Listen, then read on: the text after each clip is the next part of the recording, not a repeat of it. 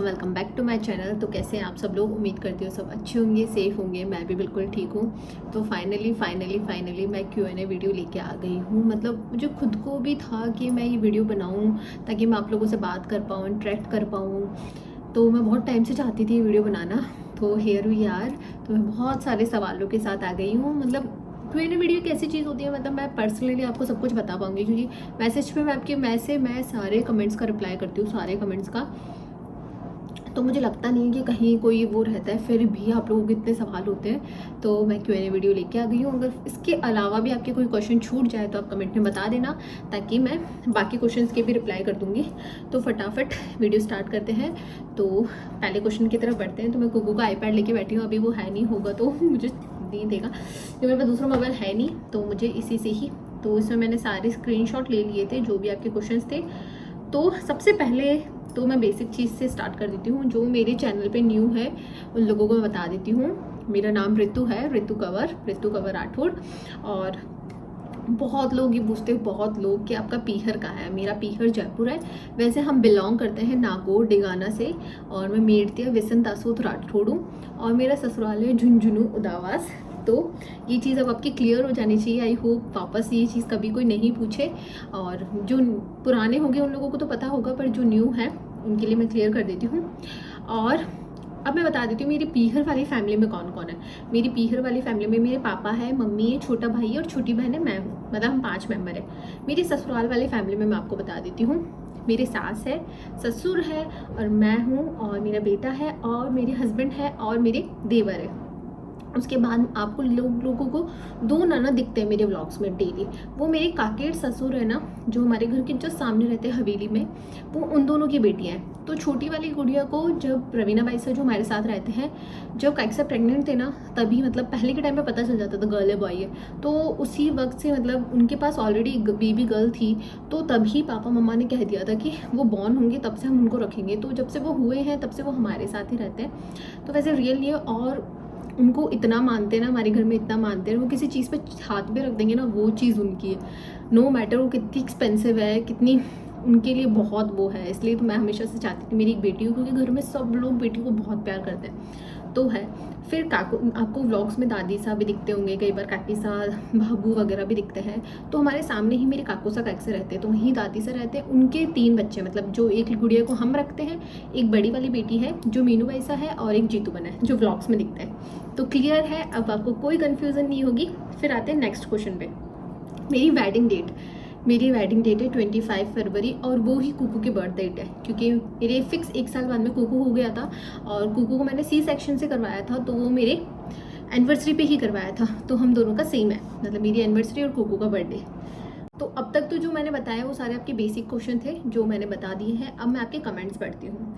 तो आप बन्ना व्लॉग्स 1098 ने मुझसे पूछा था, जो मैंने पोस्ट 3 मंथ्स पहले डाली थी ना, उस पोस्ट के क्वेश्चन है, क्योंकि मैंने अब तक 3 पोस्ट डाली है Q&A की, तो मैं तीनों के क्वेश्चंस के रिप्लाई कर दूंगी।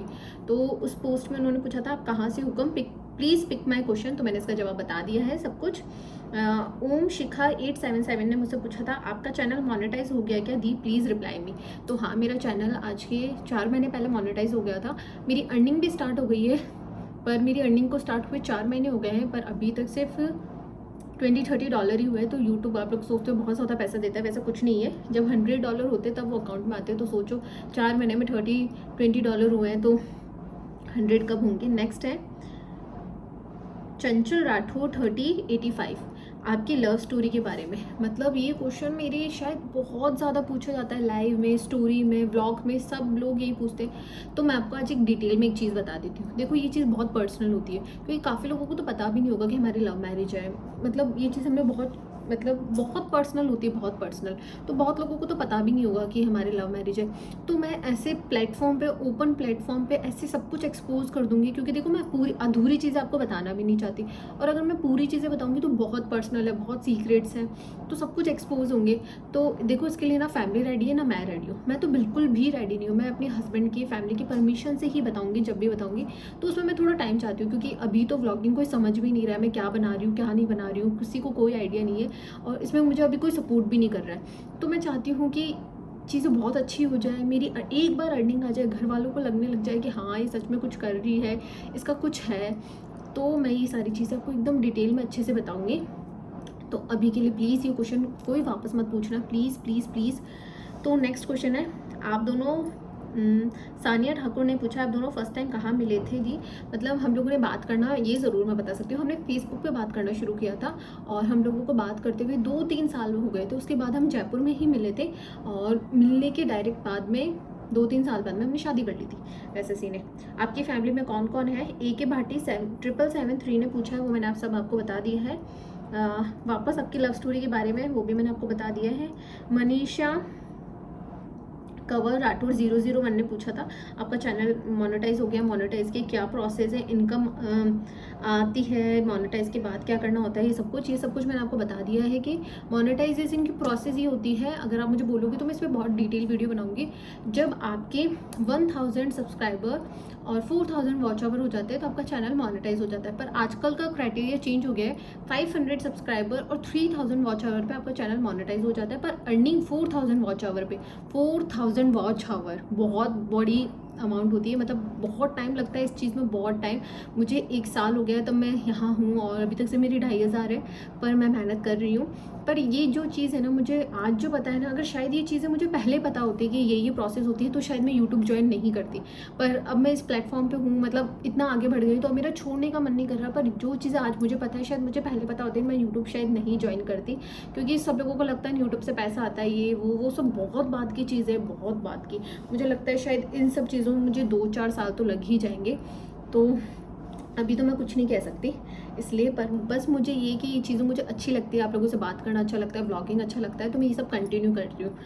तो अगर आपको ये सब पसंद है तो करो, अगर इनकम के लिए इन सब चीज़ों के लिए सोच रहे हो तो अभी उसमें बहुत टाइम लगेगा, ठीक है। एक और क्वेश्चन है जो सबसे ज़्यादा पूछा जाता है, सबसे ज़्यादा, आपके हस्बैंड क्या करते हैं? मैं आपको बताती हूँ, जब मेरी शादी हुई थी ना, फ़ैब में हुई थी और मार्च में लॉकडाउन लग गया था। मतलब 25 फ़ैब को मेरी शादी हुई थी, मतलब 20 दिन के अंदर अंदर लॉकडाउन लग गया था। तो मेरे हस्बैंड का मेरी शादी से पहले, मतलब हम जब लोग लव मैरिज, मतलब जो भी, मतलब मेरी शादी से पहले उनका बिजनेस था नेपाल काठमांडू में, कॉस्मेटिक का था। तो मतलब ये नहीं है कि कॉस्मेटिक सामान बेचते थे, वैसा कुछ नहीं था, इम्पोर्ट एक्सपोर्ट वाला काम था। मतलब वो बैंकॉक, चाइना वगैरह दूसरे स्टेट से, दूसरी कंट्री से सामान लेके आते थे और उनको इम्पोर्ट एक्सपोर्ट करते थे। तो जब लॉकडाउन लगा तो 1-1.5 साल वो यहीं रहे। मतलब मेरी शादी के बाद मेरे हस्बैंड पूरा टाइम मेरे साथ रहे थे 1-1.5 साल, तभी मैंने कुकू को कंसीव कर लिया था, इसलिए मैंने डिलीवरी के बारे में सोचा था। तो उसके बाद वो यहीं रहे थे। उसके बाद अब जो भी काम है सब कुछ इम्पोर्ट एक्सपोर्ट से ही चल रहा है, मतलब। और यहाँ रह के सब कुछ ऑनलाइन देखा जाता है आजकल, तो सब कुछ ऑनलाइन चल रहा है।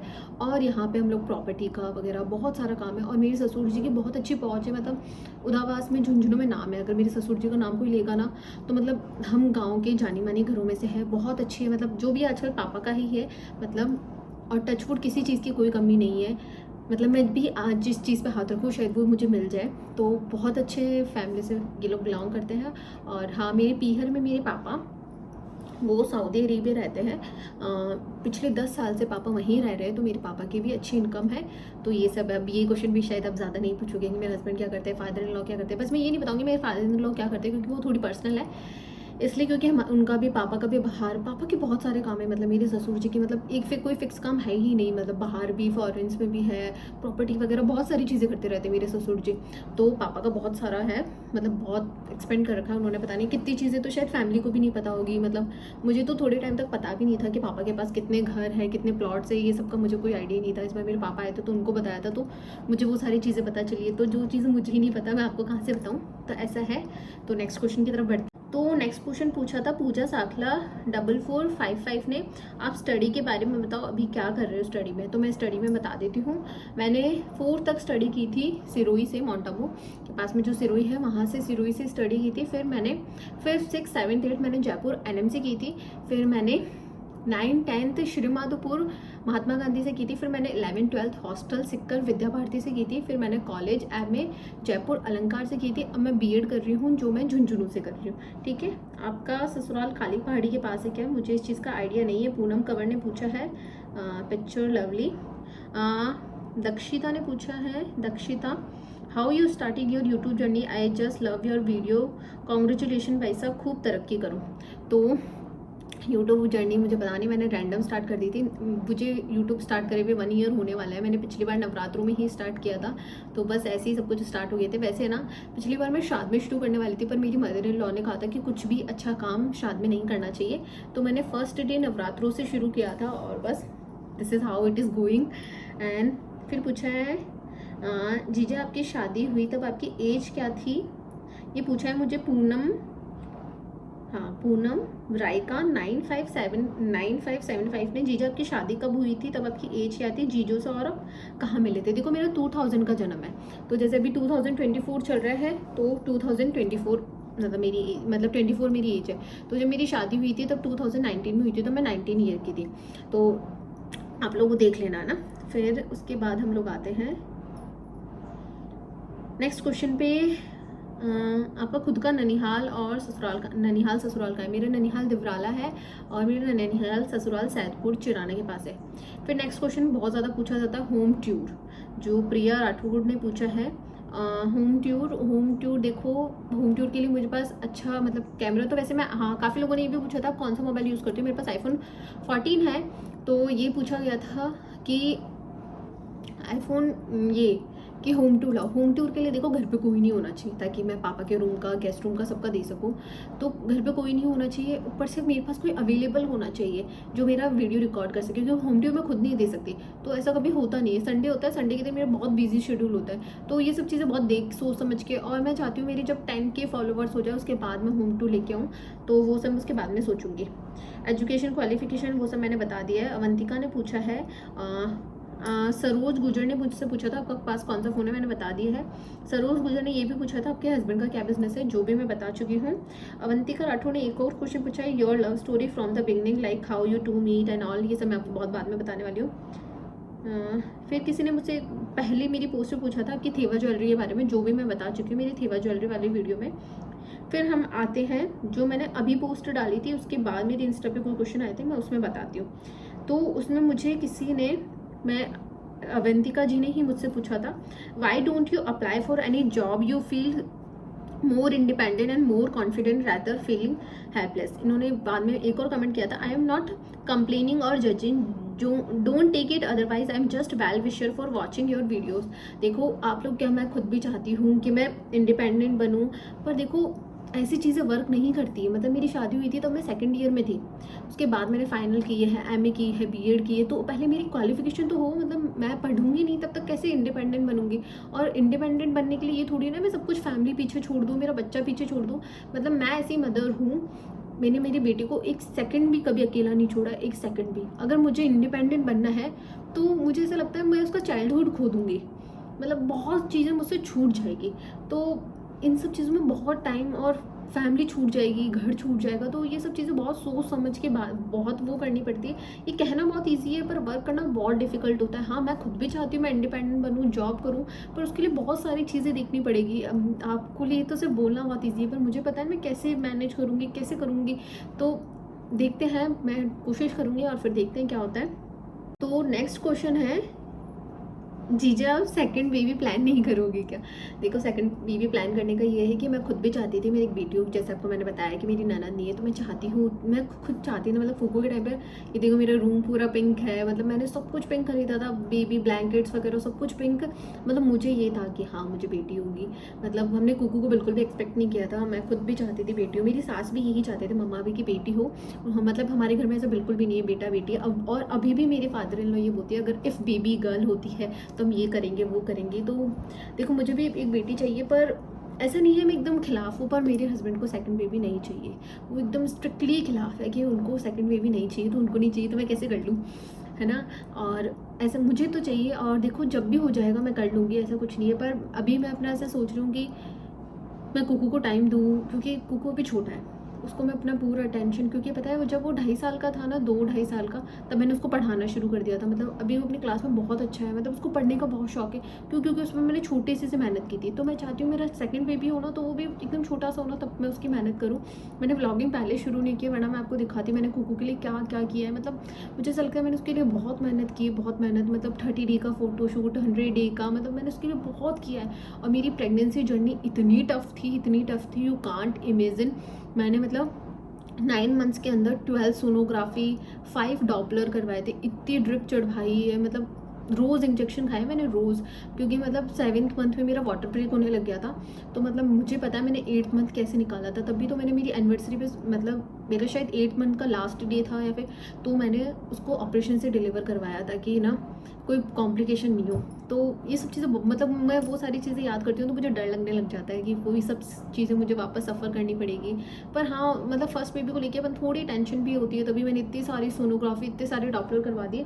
यही रीज़न है, क्योंकि उस वक्त मैं बहुत डरी हुई रहती थी, फैमिली भी बहुत डरी हुई थी, क्योंकि यार आजकल बेबी प्लान करना, बेबी डिलीवर करना बहुत डिफ़िकल्ट है, बहुत डिफ़िकल्ट है।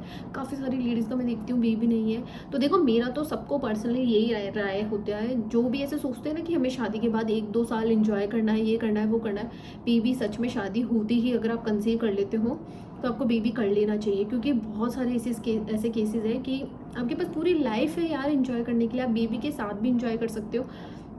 देखो, अगर एंजॉय करवाने वाला हस्बैंड होगा ना, वो आपको कैसी भी कंडीशन में करवाएगा, बच्चे के साथ, बच्चे के बिना भी। अगर नहीं करवाने वाला होगा ना, तो बच्चे नहीं भी करोगे तो भी नहीं करवाएगा। जैसे मेरे हस्बैंड है, और काफ़ी लोग ये भी पूछ रहे थे आपके हस्बैंड की बहुत अच्छी इनकम है। मेरे को मेरी इंस्टाग्राम स्टोरी पे क्वेश्चन आया था कि आपके पास, आप तो अच्छे पैसे वाले हो, तो आपके हस्बैंड घुमाने क्यों नहीं लेके जाते।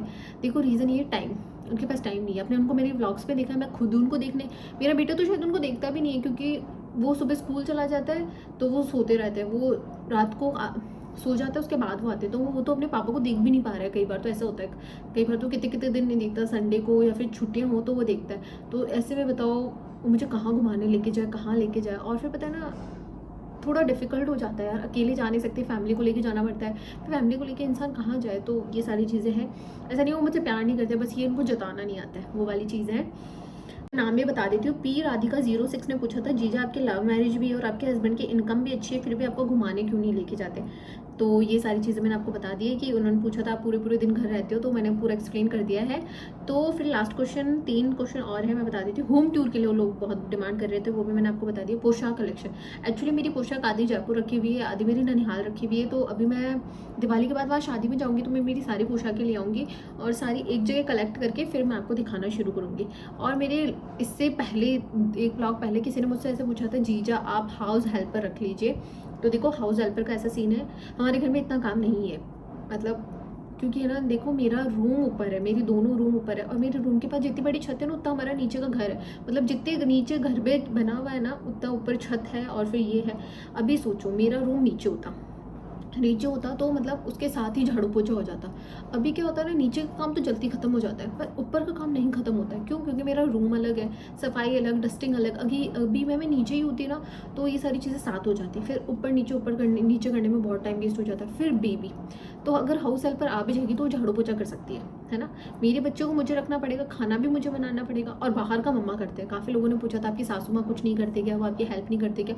देखो, वो काम करते हैं ना, तो वो अपना काम करते हैं, मुझे तो मेरा काम करना है ना। वही वो तो अपना कर सकते हैं, भाई खुद के कपड़े वो वॉश करते हैं, मेरे फादर इन लॉ वगैरह के कपड़े वो वॉश करते हैं। हमारा बाहर बहुत बड़ा पॉर्च है, बहुत बड़ा पॉर्च है, तो मतलब बाहर का आधे एरिया की झाड़ू मैं लगाती हूँ, तो बाकी एरिया मतलब बाहर, मतलब गाँव में आपको पता है, बाहर रोड की भी, हमारा जो मेन रोड है गलियार, उसकी भी मम्मा झाड़ू लगाते हैं। फिर मम्मा पूजा पाठ करते हैं, तो मम्मी को 2-3 घंटे पूजा वगैरह के लिए भी चाहिए होते हैं, और फिर इंसान बहू किस लिए लेके आता है।